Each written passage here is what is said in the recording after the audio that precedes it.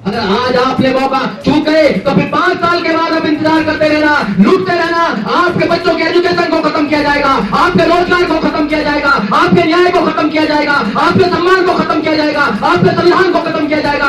3000 साल पहले तो आपके पास में मौका नहीं था कि आप राजा बन सकते हैं। पहले तो रानी के पेट से राजा बनता था, मगर बाबा साहब डॉक्टर अम्बेडकर ने मौका दिया। ये मौका चूकना नहीं चाहिए। दिल्ली में दलित मुस्लिम अगर ओबीसी एक साथ हो जाए, 85% वोट हमारे पास में है, यहाँ से कोई नहीं जीत पाएगा। हम जीतेंगे, बहुजन समाज पार्टी जीतेगी। कोई भी आए आपके सामने, कोई भी खड़ा हो, कितना भी बड़ा इंसान हो, उसकी आंखों में आके डालकर उसे कहना कि बाबा साहब डॉक्टर अम्बेडकर ने हमें वोटिंग का अधिकार दिया है। ये देखने के लिए दिया है या अपने अधिकारों को सुरक्षित करने के लिए दिया है, अपने बच्चों के आने वाले भविष्य को सुरक्षित करने के लिए दिया है। अगर हमारे आने वाले बच्चों का जीवन सुरक्षित है तो बहुजन समाज पार्टी में है, और बहुजन समाज पार्टी के जो प्रत्याशी है अब्दुल भाई उनके साथ है और किसी के साथ नहीं है।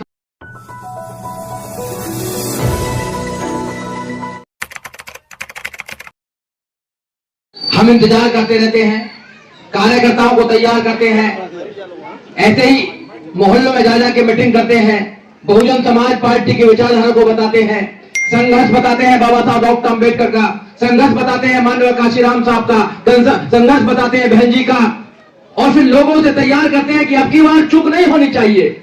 हर बार चूक करते हैं आप लोग। जब भी मौका आता है हम एक हवा के झोंके के साथ बह जाते हैं। अब की बार नहीं बहना है। सारे लोग आएंगे, आपको कहेंगे कि वो तो जीतने वाले नहीं है, फलाने को दीजिए, उसको दे दीजिए। आप उनको जवाब देना कि कोई कुछ भी कर ले, वोट तो केवल हाथी के निशान पर लगेगी, अब्दुल भाई को लगेगी, अब्दुल भाई को वोट लगेगी और किसी को वोट नहीं लगेगी। साथियों, अगर आपने उनको जवाब देना शुरू कर दिया, बाबा साहब डॉक्टर अम्बेडकर ने आपको लड़ना सिखाया है।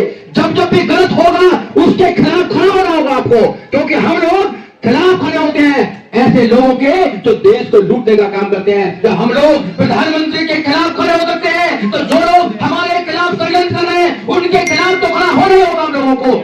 हम बाबा साहब डॉक्टर अम्बेडकर की संतानें हैं, हम बाबा साहब डॉक्टर अम्बेडकर को मानते हैं, बाबा साहब डॉक्टर अम्बेडकर के संविधान को हम मानते हैं। कुछ लोग बाबा साहब डॉक्टर अम्बेडकर के संविधान को खत्म करना चाहते हैं। क्यों खत्म करना चाहते हैं संविधान को? क्योंकि आपको जो वोटिंग का अधिकार मिला हुआ है, बाबा साहब डॉक्टर अम्बेडकर ने आपको वोटिंग का अधिकार दिया।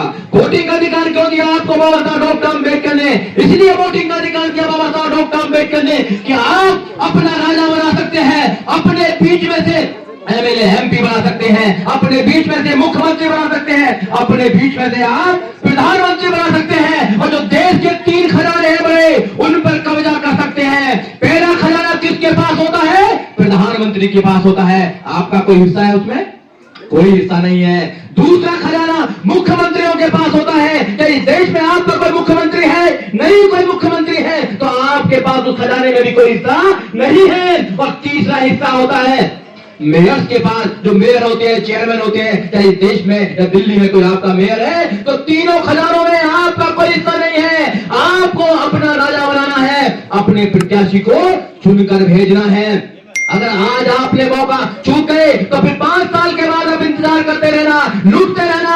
आपके बच्चों के एजुकेशन को खत्म किया जाएगा, आपके रोजगार को खत्म किया जाएगा, आपके न्याय को खत्म किया जाएगा, आपके सम्मान को खत्म किया जाएगा, आपके संविधान को खत्म किया जाएगा, आपकी कौमों को बर्बाद किया जाएगा। इसलिए आप लोगों को चूकना नहीं है।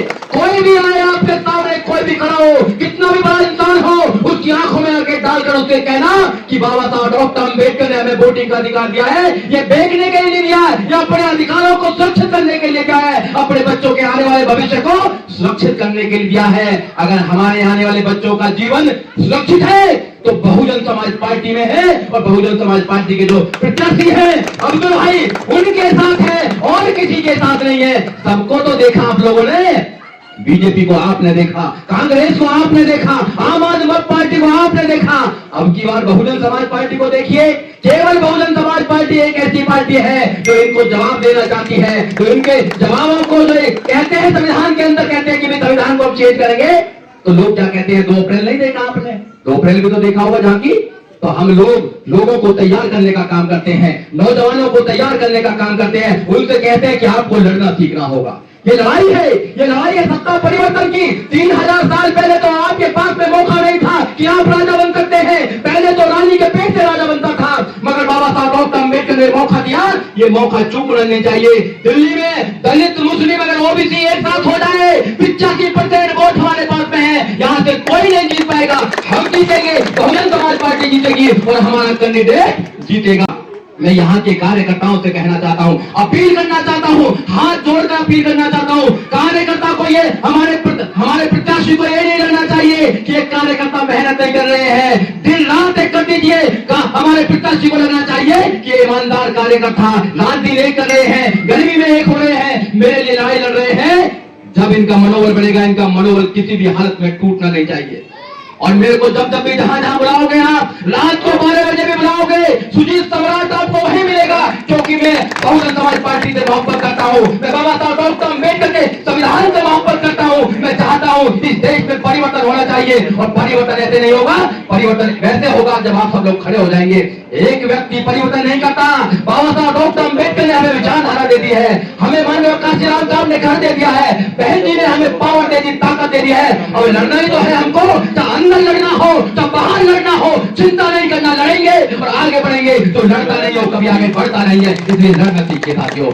और हमारे प्रत्याशी को मैं वादा करता हूं कि अब्दुल भाई आपको कभी महसूस नहीं होगा, मैं उस दिन भी बोला था, जितना मान सम्मान लोग यहाँ करते हैं, किसी पार्टी में इतना मान सम्मान नहीं होता है। यहाँ आपको पलकों पर बिठाएंगे लोग, आपके लिए मान सम्मान करेंगे। आपके लिए जो 15 दिन होंगे ना, वो दुनिया के, देश के, जब तक भी आपका जीवन रहेगा, आप देखेंगे कि इतना मान सम्मान वहां मिला, कहीं मिलने वाला नहीं है। इसलिए आपसे मेरी गुजारिश है कि जो हमारे लोग हैं, हमारे लोग गरीब हैं, हमारे लोग ज्यादा पढ़े लिखे नहीं हैं, इनका भी आपको वैसे ही ध्यान रखना है जैसे एक गार्जियन का ध्यान रखता है। ये आपकी भी इनके प्रति एक जिम्मेदारी है साथियों।